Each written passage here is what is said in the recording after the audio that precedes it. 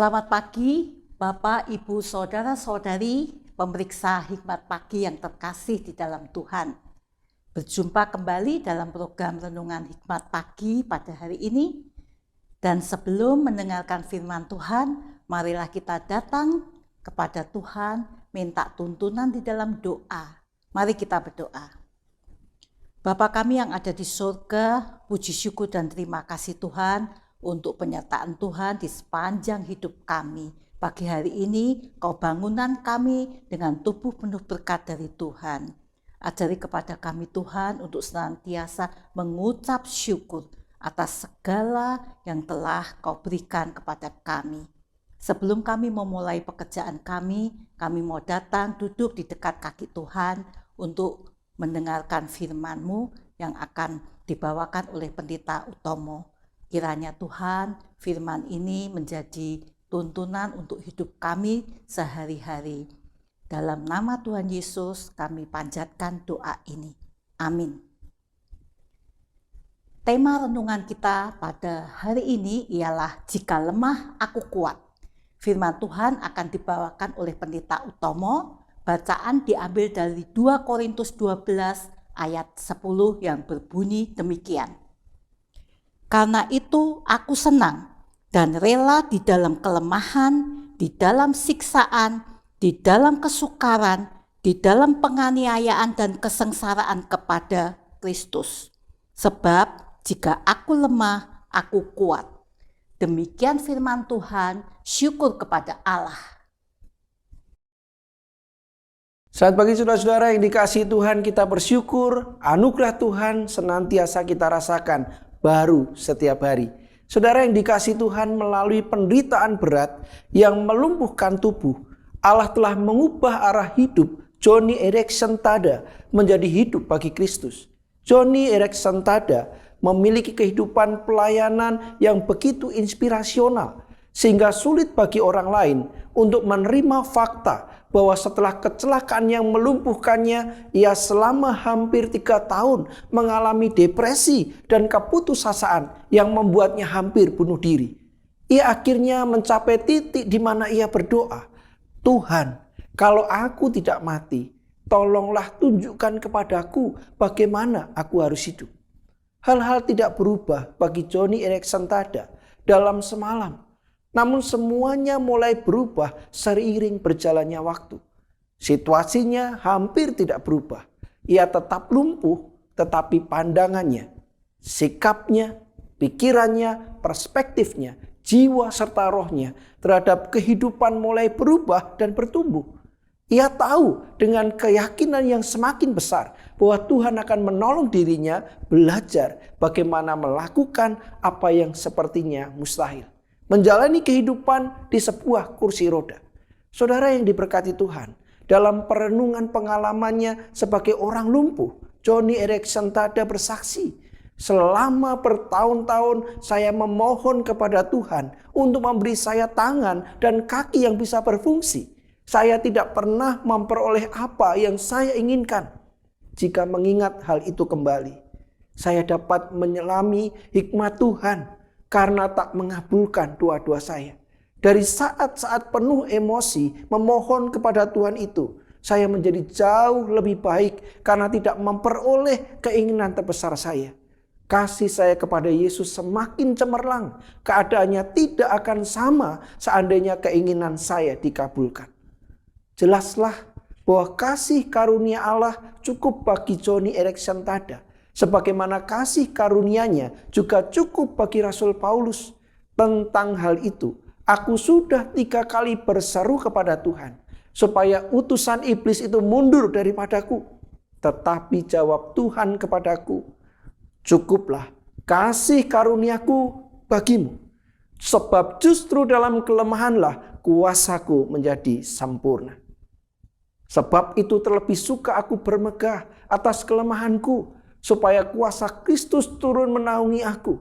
Karena itu aku senang dan rela dalam kelemahan, di dalam siksaan, di dalam kesukaran, di dalam penganiayaan dan kesesakan oleh karena Kristus. Sebab jika aku lemah, maka aku kuat. 2 Korintus pasal 12 ayat 8-10.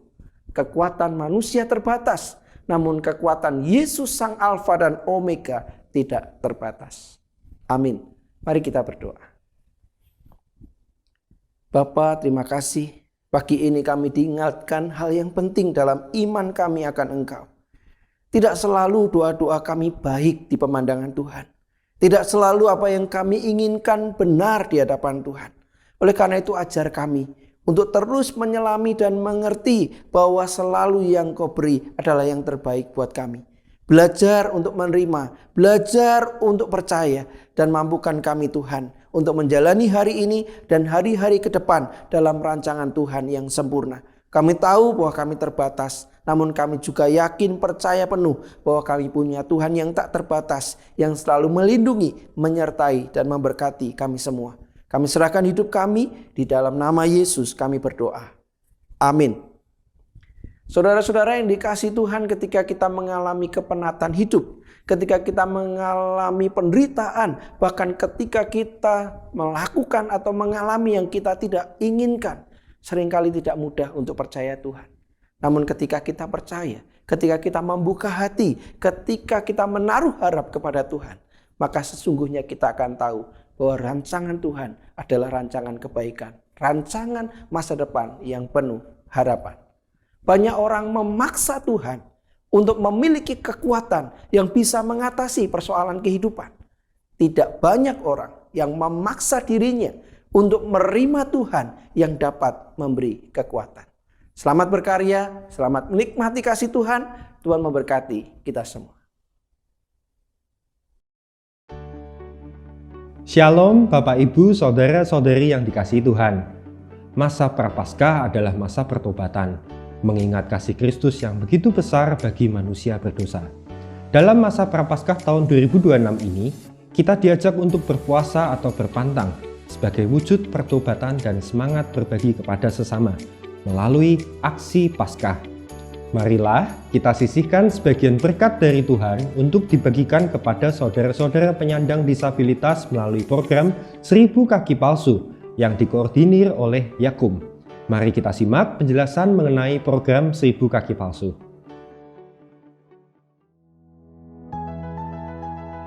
Gerakan 1000 Kaki Palsu kami inisiasi dalam rangka memang untuk memenuhi banyak orang yang membutuhkan alat bantu kaki palsu. Dan itu banyak akibat yang disebabkan karena biasanya penyakit diabetes, kecelakaan, maupun ada yang mengalami membutuhkan alat bantu sejak lahir. Gerakan ini kami mulai di tahun 2024 dan saat ini kami masih berlangsung untuk memenuhi pendaftar yang pada waktu itu kami mengumumkan gerakan 1000 Kaki Palsu dan saat ini sudah berjumlah 200 lebih. Saat ini yang masih kami akan proses adalah sekitar 90-an orang yang masih membutuhkan alat bantu kaki palsu yang memenuhi baik itu kaki palsu di bawah lutut maupun di atas lutut.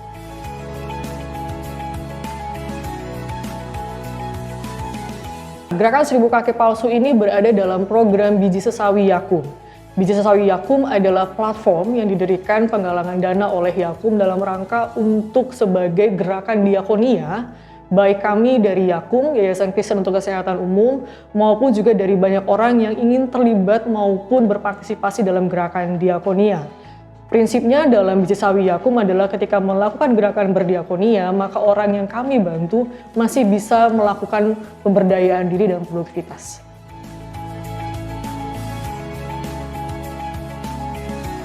Pada tahun 2024, kami membuka form untuk siapa orang yang ingin dibantu dalam gerakan 1000 Kaki Palsu. Dari para pendaftar, kami akan membagi dalam area-area unit Yakum, dan melalui unit-unit Yakum, kami akan menghubungi mereka kembali dan mengundang mereka untuk di-assessment, bahkan juga melakukan pengukuran dari hasil assessment yang kami terima.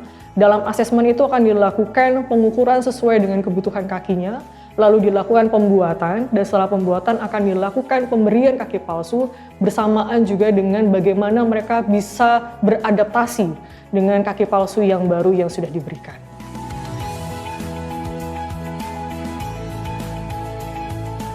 Kriteria utamanya adalah mereka yang belum pernah mendapatkan kaki palsu, lalu yang kedua adalah secara usia mereka yang menerima kaki palsu ini masih bisa melakukan pemberdayaan diri dan produktivitas. Lalu yang ketiga, secara ekonomi mereka berada dalam ekonomi ke bawah dan tentu dengan kriteria BPJS Kesehatan yang masuk dalam kelas 3, dan dalam prosesnya nanti kami juga akan melakukan beberapa hal asesmen yang terkait dengan penyebab adanya membutuhkan kaki palsu atau alat bantu bagi mereka.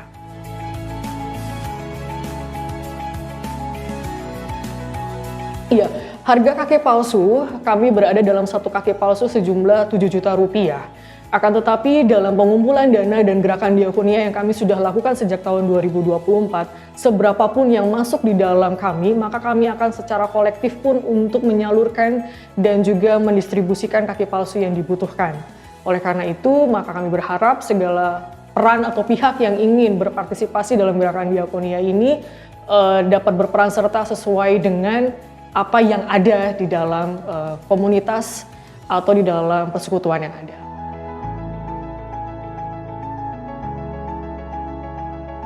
Dari klien yang sudah menerima alat bantu kaki palsu yang sudah kami berikan, ada beberapa yang pada akhirnya mereka bisa melakukan pemberdayaan dari sisi ekonomi. Salah satunya adalah seorang guru yang mengajar terbiasa dengan kursi roda, sehingga mengganggu untuk aksesibilitas dalam ia bekerja, dan saat ini dia sudah bisa menggunakan kaki palsu dari pemberian gerakan 1000 kaki palsu. Ada juga dari klien kami yang dulunya mengalami kecelakaan karena bekerja sebagai ojek online dan juga ditinggal oleh keluarganya, dan saat ini mereka bisa memberdayakan secara ekonomi dengan berwirausaha secara personal, dan itu pada akhirnya melakukan pemberdayaan ekonomi dan produktivitas bahkan juga kualitas kehidupan mereka. Maka gerakan 1000 kaki palsu ini akan membawa harapan bagi mereka yang selama ini tidak memiliki harapan, bagi mereka yang berjuang dalam ekonomi lemah, bagi mereka yang harus berjuang dengan mengalami stigma-stigma terhadap mereka yang mengalami disabilitas fisik. Para penerima kaki palsu maupun gerakan diakonia dari Biji Sesawi tidak memandang mereka dari agama apa, dengan kelas menengah ekonomi yang seperti apa, sehingga kami tanpa memandang ras, suku, agama untuk memberikan diakonia bagi mereka yang membutuhkan, secara khusus juga bagi gerakan kaki palsu ini. Dan dalam kriteria itu tentu maka kami mengajak bagi Bapak Ibu sekalian untuk berpartisipasi untuk melihat dampak dari apa yang akan kita berikan. Nah, saat ini kami sudah menutup untuk proses pendaftaran 1000 kaki palsu, karena saat ini sudah akan kami kerjakan sekitar 90 orang yang masih mengantri untuk kami proses dari jumlah pendaftar lebih dari 200 orang dalam daftar gerakan 1000 kaki palsu Yakub.